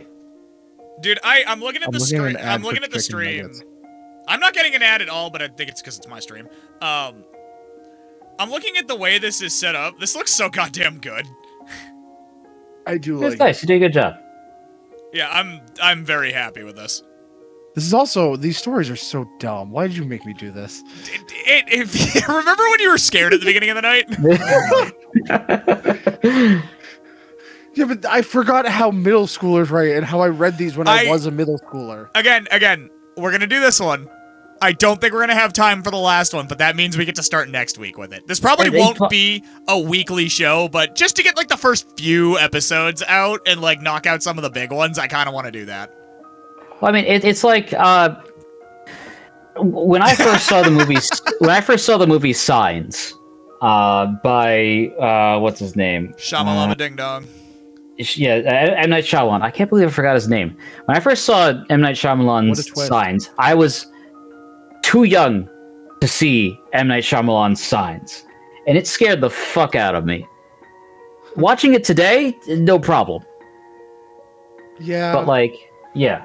Oh yeah, no. The first time I read this, I got to creepypasta a little later than a lot of people. I think like the first time I read this was probably around like 2010. I was admittedly a little spooked by this one. Like The first full creepypasta I ever read was Squidward's Suicide, and it did weirdly wig me out at the time, but as an adult, I'm just like, this is hysterical. All right, we're past the ad break. Let's get back into it. They learn Sasuke, yeah. Yep.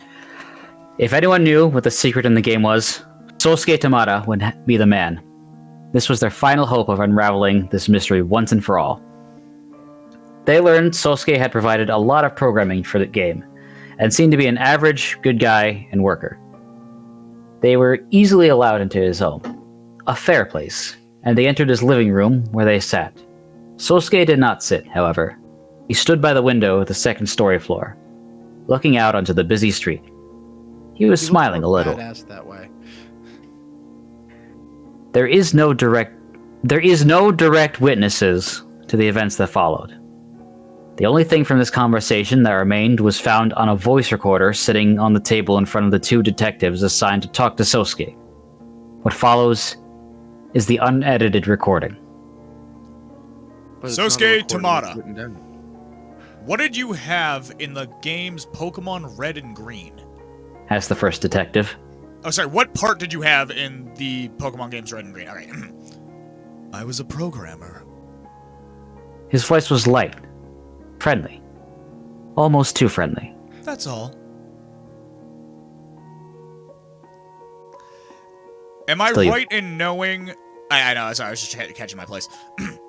Am I right in knowing that the programmers working on the game worked in teams? Asked the detective. The next one's you. Oh, sorry. Yeah. God damn it. Oh, you guys. One could hear the voice of feet moving on the floor slightly, You would be right. said Sosuke after a moment of silence. And your partner, his name was... The detective was quickly cut off by Sosuke's eerie voice. Chiro Miura. His name was Chiro Miura. Another silence. It seemed the detectives were a little uneasy about this man. Could you tell us if Miura ever acted strange at all? Any particular behaviors you observed while working with him at all? Sosuke answered them. I don't know him that well, really. We didn't meet up frequently, only every once in a while, to trade data, or when the entire group was called for a meeting. That's the only time I really ever saw him. He acted normal, as far as I could tell at least. He was a short man, and I think that affected his consciousness? He had no game. He had no... he was a No short man. bitches. He had 0 females. He acted weaker than any other man I met. He was willing to do a lot of work to gain recognition. This I do know. I think... Silence. Yes? Asked the detective, pushing for him to continue. What do you think? I think he was a very weak man. I think he wanted to prove himself regardless of this point. I think he wanted to make himself known for something special, something that would make people forget about the way he looked and pay attention to the more powerful mind that lie inside his skull. Unfortunately for him, however, he didn't have much of a mind to back up that reasoning. Why do you say that? Asked the second detective. Well, it's the simple truth. Answered Sosuke quickly. His feet could be heard moving across the tiled floor. He was nothing special, even if he wanted to believe so. You could become greatness. You can't become greatness, even if you believe it. It's impossible, somehow. I think Chiro knew this himself. Somewhere deep in there, he knew it. The detectives were silent again. not sure how to steer the conversation. After a moment, they continued. Can you tell us what Chiro's part of the game was? What did he work on exactly? Sosuke answered more quickly than before. Nothing. I mean, nothing important. He worked on some of the obscure parts in the beginning of the game. A pause. Then a little more information.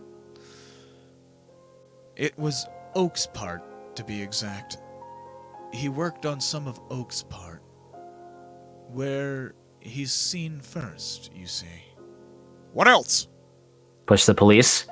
They could hear it in Sosuke's voice. He knew something. We know... Oh. We know you know about the children and the deaths. We know it was Chiro who did it. He programmed something in the game. What are you implying? Asked Sosuke. It sounded like he was trying to maintain his voice. That's what I'm trying to fucking do right now. We're implying... We're implying that since you're his partner, if you're hiding something from us, then you could be just as much as responsible for those children's deaths as Chiro himself. You can't prove anything. Sosuke shouted. Tell us what Chiro did to the game! They shouted back. What I told him to! Silence. Complete silence. You want to know, huh? Asked Sosuke finally, breaking the eerie silence, replacing it with his voice. You want to know what this is all about? Chiro was an idiot. He'd do anything for a little bit of attention. Anything at all. He couldn't program worth shit, either. The one thing he could do, however, was be manipulated. You could tell him what to do and he'd do it. He wouldn't even question it. He'd just do it. Just to hear that thank you when you received the finished product. That was his reason.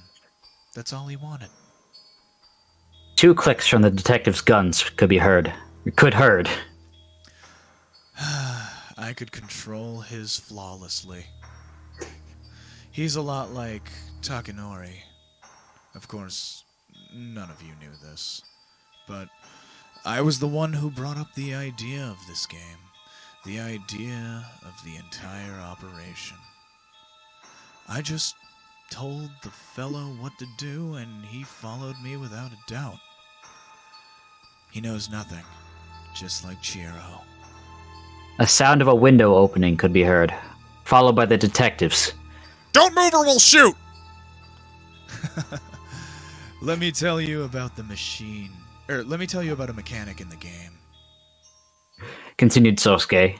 His voice was more rushed, but it still held that slyness. Consider it a hint, alright?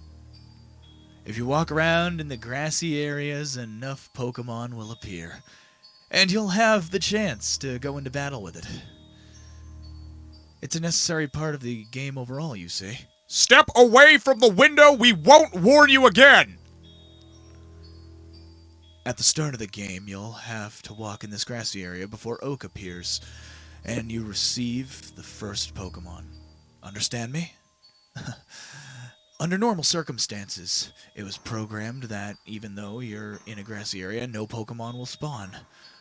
I made it different. I manipulated that Chiro. I told him what to put in the program. Gave him all the instruction on how to do it. And he did it flawlessly. It's rare, but it can happen. Stepping into that grass, one can spawn. Sosuke, we don't want to shoot! The audience is on the edge of their seat right now. What? No, I'm Teddy. This is fucking stupid. What's on here? His second story floor.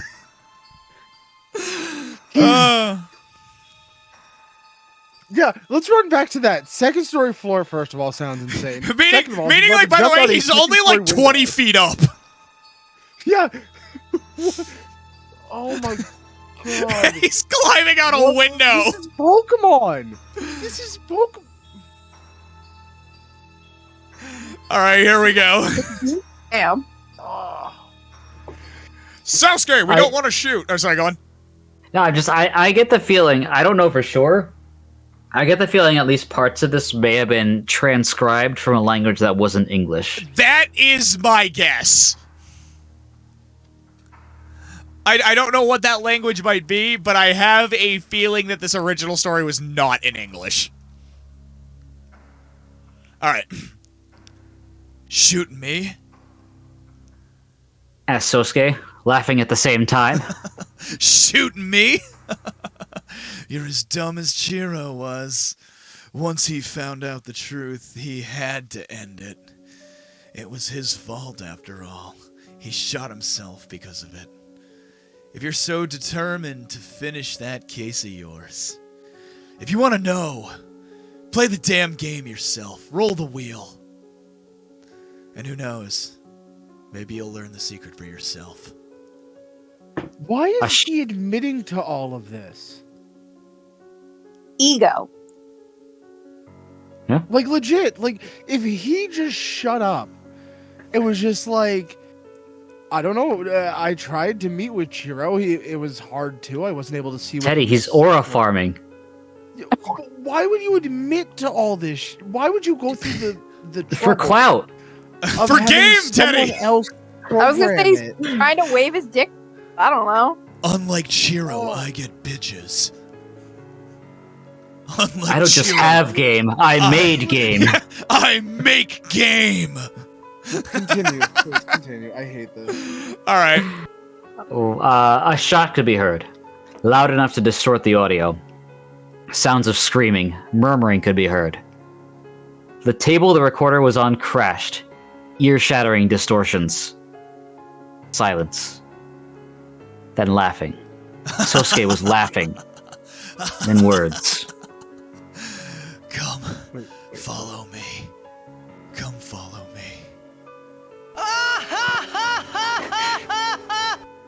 And then nothing.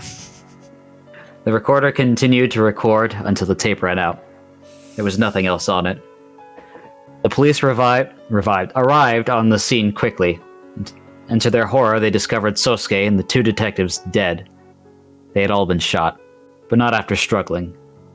The detectives had been shot multiple times, at least 10 each, before dying after being shot in between their eyes. Sosuke himself had clearly... Emptied the clip, reloaded, and shot again. Fuck the police. 10 rounds is like not a... It's a pretty standard magazine size. Yeah, but each were shot with 10 rounds? If they had two guns.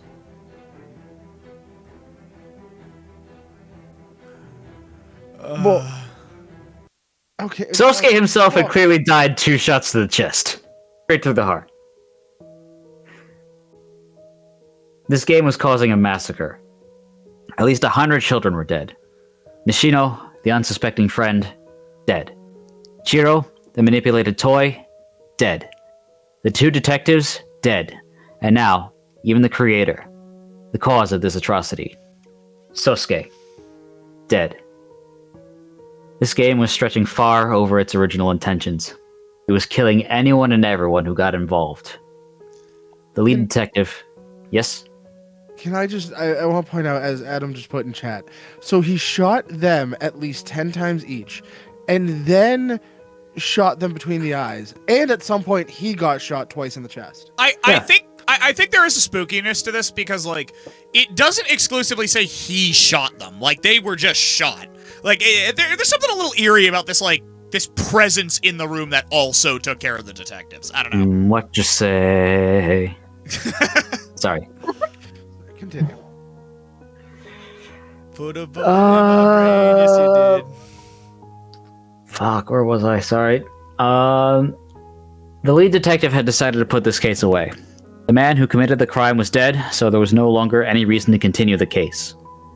All evidence, all the cartridges, all the notes, all the letters, they were locked away, kept in the darkness where they belonged. There were talks about the entire thing, small conversations every now and then, But over the years, even those began to fade away. Eventually, the case was only a memory in the minds of those who experienced it firsthand. 10 years passed. February 27, 2006 was the date. The lead detective, the man who locked away the original evidence 10 years previous, was reminded of the awful event that occurred. Although he was no longer in the force, he still had access to the files and was helped when he could. The reminder of the event caused him to look back, to open the sealed container that held the evidence collected. He read through the letters and the notes. He remembered the woman who had appeared to him on the street that one day and handed him that letter that led to the change of the entire case. He wondered who she was, and where she had come from. Perhaps she was Shiro's mother, or maybe Sosuke's. It was far too late to pursue any of this. Far too late. Sealing the container again, he saw a second one directly behind it. Pulling it out, he read the note on top of it. Evidence number 2104A. He opened it up and looked inside. Filling the container were exactly 104 Pokemon Red and Green cartridges, each one in perfect condition. Untouched since the day they had last checked them 10 years ago. That is worth so much money now. Yeah. Uh-huh. He reached in and pulled one out. Pokemon Red. He hadn't seen one in a long time. He didn't know what he thought next, but he reached in his desk and pulled out an old Game Boy. He received it a long time ago, but it still worked. It wasn't his son's, but he had died a few years ago. His wife was gone too. That was then, though. Popping in the cartridge in the back of the Game Boy, he turned on the system. The title screen. Then the option to continue or start a new game. Tanaka, that was the child's name. The one who played it first. He was probably dead, along with all the others. He pressed new game and started a new game. It was normal. Average. He walked around, talked to his mother, went outside, started walking towards the grass. In his head, he could still hear Sosuke's words. Even though he was not there, even though he had never seen the man in his life, he could still see him, hear him. Come follow me. He was getting closer and closer, only a step or two away. Roll the wheel, and who knows? Maybe you'll learn the secret for yourself. He entered the grass. The screen did nothing at first. Nothing at all. It just sat there. And so did the detective. Completely frozen, as if time had just stopped for them. The screen went black, and then lit up again. The iconic green background with black text appearing. The lead detective's weary eyes grew wide. He couldn't help but read out what was there in front of him. Come follow me. Come follow me. Come follow me. I miss you, Dad. I miss you, my husband. I miss you so much. Come sail away! Come sail away! Come sail away with me! We could have been doing karaoke instead of this. Molesting the tension. Anyway. Tears formed in his eyes, falling down his cheeks. Screens and screens of text appeared, and he rapidly clicked the A button to continue it. It was his wife and child. They were speaking to him, calling to him, crying with him. They wanted to see him. They loved him. He loved them. I love you too. Muttered the man in a hoarse, scratching voice. Come follow me. Become new again. We want to see you and hold you and be with you forever and ever and ever. And ever and ever! Don't stay away. You can see us too. We miss you. Come follow me. We love Yo. A black screen. The detective's eyes grew wide, his jaw dropping. The screen lit back up, and Oak was leading him out of the grass. Come follow me, said Oak. No! shouted the man, dropping the game to the floor. He quickly fell forward, reaching for it, bringing the screen back to his face. Bring them back! Bring them back to me! The game continued on as usual, not responding to the detective at all. My wife! My child! Listen to me! Bring them back to me, I said! Voices. He heard voices, hundreds of voices. He turned around from his seat, looking behind him, and standing in his small room were children, many children. Some had no eyes, some had rings around their throats, some were burned all across their body. They were screaming, reaching towards him. Hey, bro, bring back my mommy. Bring back my daddy. God. Bring back my pet. They all screamed out, reaching for the game, their mouths agape with horror and pain. Dude, I don't want them to go away. Bring them back to me. Bring them back. Bring them back to me. No! Shouted the detective. It's mine! My family's in here! Don't touch it! Oh, we went to ads. Horror was across his face. Yes, Teddy? We're in ads. Fuck. It's a quick one. Alright, Okay. we're almost done. Okay. Yeah, we're almost done. We're not above time, so we're actually, like, pretty great. Adam's just like, I love karaoke. I honestly, because it fucks with the flow of the story so much, when we do this next week, I'll probably turn off ads. I don't know why, but fucking Moist Critical has just become my voice for children. The story's so dumb. The video games killing children situation is insane. Yeah, guys, This is so dumb. I turned the Game Boy off. Anyway, that's about it. I was thinking like, Multiple children were murdered, but it's too late to prosecute anything now. No, it's not. I'm just thinking of like freaking like The Rake or some shit, like mauling a person to death and then turning to the trail camera. Anyway, that's about it. See ya. See ya. I'm gonna head out. Anyway. Go. I blamed yep, ad Teddy break's over. Yep, I blamed Teddy for fucking with the tension, and then I did that, so. Anyway, go on. I think it's you. We ended at horror was across his face. Come follow me. Said a voice. The lead detective looked over, and in the corner of his room, next to an old desk, was Sosuke. He stood in the corner, tall, handsome, clean. A smile was on his face, stretching across his face. Come follow me. The lead detective jumped up, stepping back, trying to force away the children crawling towards him, reaching out for the game held tightly within his hands. What's going on here? What's going on? Where's my family? Sosuke smiled generously. I'll show them to you. I'll help you get away from them, you see. Just follow me. Sosuke reached down and opened a drawer on the desk. The lead detective, pushing through the crowd of children, trying to get away, looked inside. Sitting there, covered with dust, was his old gun from when he was on the force. He had not used that gun in many years and had put it away, not wanting to remember the things he had to do with it. But right now, he didn't see it as something that caused pain or that killed. It was shining. It was light. It was something that could set him free. Just like he set free all those poor people.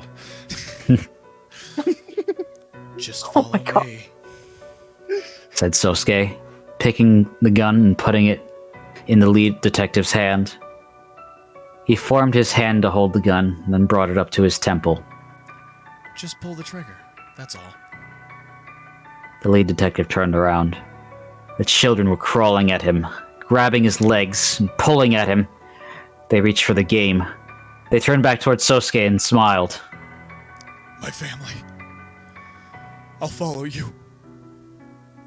He pulled the trigger. Bang! His brain spread the wall as he fell to the ground. Dead. It was only a few days before the body was discovered. It was a few days before the body was discovered. It lay on the floor, blood everywhere. In one hand held an empty gun, and the other was a classic Game Boy with Pokemon Red on the back. The battery had long died and only an empty black screen was left.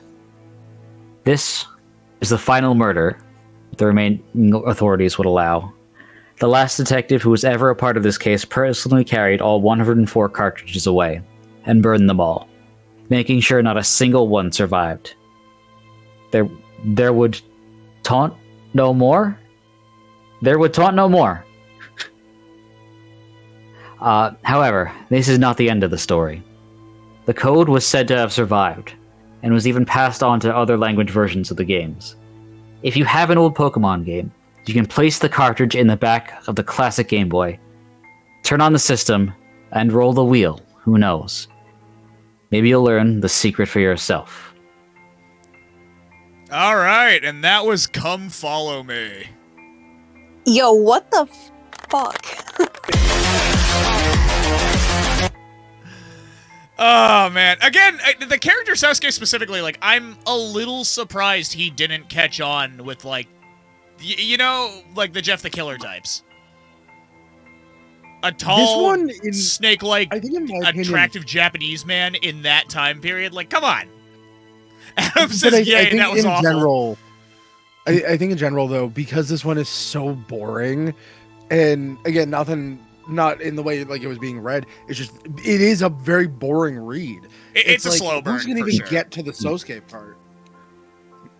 It's like, again, it was designed. I think it was designed to be read as like mostly as sort of like a kind of like a technical report of like recounting of a investigation.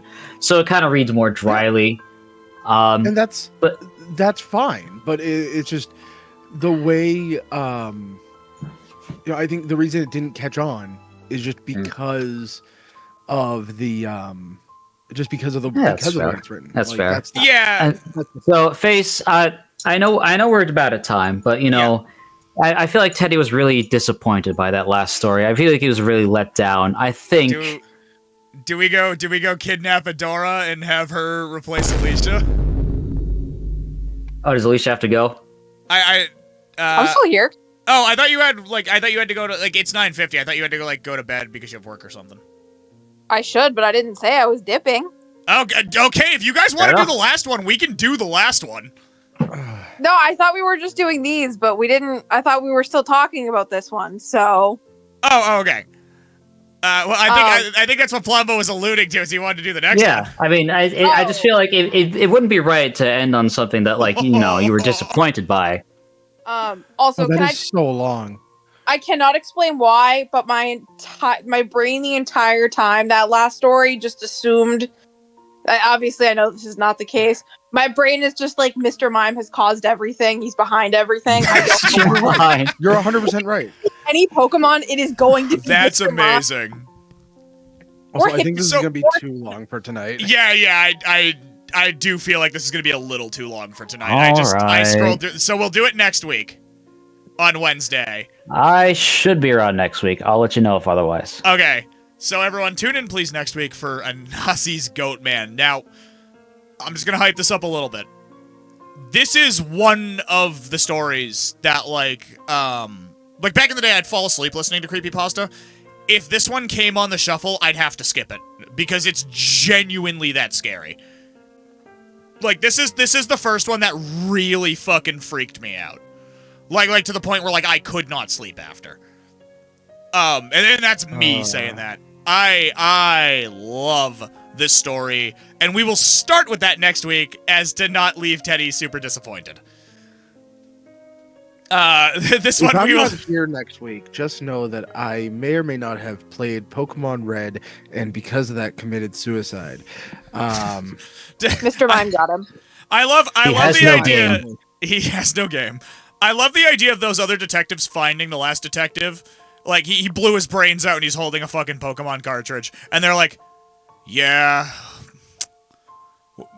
He found out what was gonna happen to... He found out what was gonna happen to the Pokemon trading card game. Oh. And to be fair, if I knew... Yeah, Sam, probably. That was the most insane story, just because of how it described game development was hilarious. So the original point was to start with Jeff the Killer, which is egregiously bad, go to this one, and then end on Anasi's Goatman, which is actually a very fucking well-written story. But, like, I know Alicia has to go to bed at some point, and, let me do a quick scroll. Yeah, that's... There's no way we're gonna fit it in 7 minutes. Yeah, no, that's not happening. So we'll do this next week. Hopefully. Alright, shitiots, I need to go to bed. Thank you for hanging out, Adam. I appreciate it.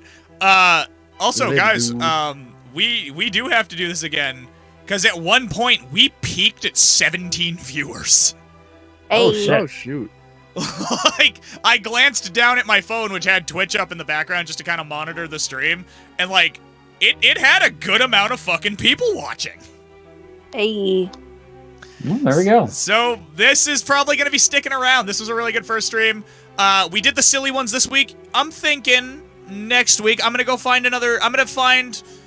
We have a Nasi's Goatman to start next week off with.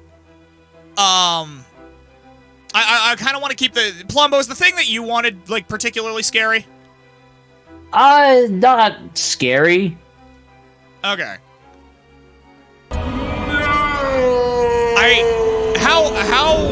How long of a read is the one you want to do? Because I know you wanted to do that. I'd say in the same ballpark as Come Follow. Okay, that's not too bad. Alright, so we'll do those, we'll do those two next week. And, yeah, this show, I have a weird feeling this show's gonna stick around, because, like, we did really fucking well. This has probably been our best stream of the year so far. I am so excited to read this next week, it's not even funny. And we're gonna have, like, a rotating cast. If some people can't be here, I know Adora really wanted to get in on this, and I feel like she'd be very fun to, like, have with a few of these, because apparently she doesn't handle horror very well. Alicia, thank you for coming out tonight. Teddy, thank you for sitting through that. I really feel like this is trying to lull me into a false sense of security, where it's like, these first two were terrible, and next week I'm gonna, like, actually hate them. I feel like we're about to be traumatized. Oh, you are. Yay. Alright, thank you. They need to hit the Pentagon! They hit the fucking Pentagon! Thank you to everyone who came out tonight. We'll be back next Wednesday. This probably won't be a weekly show, but for the first few, I had a lot of fun tonight, to be honest. Blumbo, how do you feel? Thank you to everyone who came. God damn it. Adam, we've been saying your name. I think I'm gonna roll the wheel tonight. That's code for getting high.